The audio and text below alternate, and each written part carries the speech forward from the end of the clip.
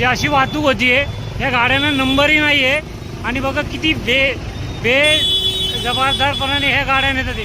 उद्या जर ह्या गाड्यापासून अपघात झाला किंवा काय झालं तर ह्याला जबाबदार कोण आहे?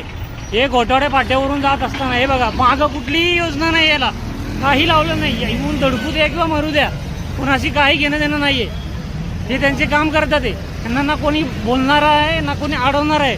ही घोटाळे फाट्यावरची समस्या आहे। एक गाडी नाही, अजून दुसरी पण गाडी आहे मागं, ती पण तशीच चालली आहे। कारण का ह्याला कुठेतरी आळा बसला पाहिजे का? मुळशी तालुक्यामध्ये नियमाचा धाक राहिलं आहे का नाही, हा अशा परिस्थितीने मागं पण ही गाडी दिसतीये, ग्रेसरची आहे।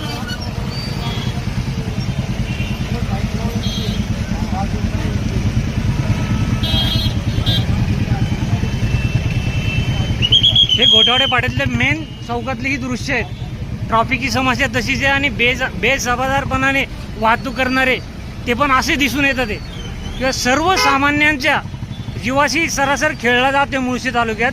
ह्याच्याकडे लक्ष देतील का पोलीस प्रशासनाने किंवा ट्रॅफिक पोलिसांनी? हे इथं थांबलेले आहेत पण कोणी यांना अडवणारे नाहीये।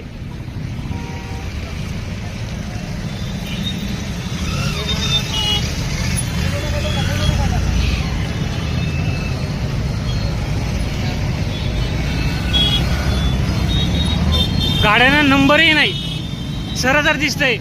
तहसीलदारांनी कारवाई केल्या, फक्त कागदापुरतेच राहिलेले आहेत त्या, कारण का पैशाच्या जोरावरती सगळे काही होते असं दिसतंय।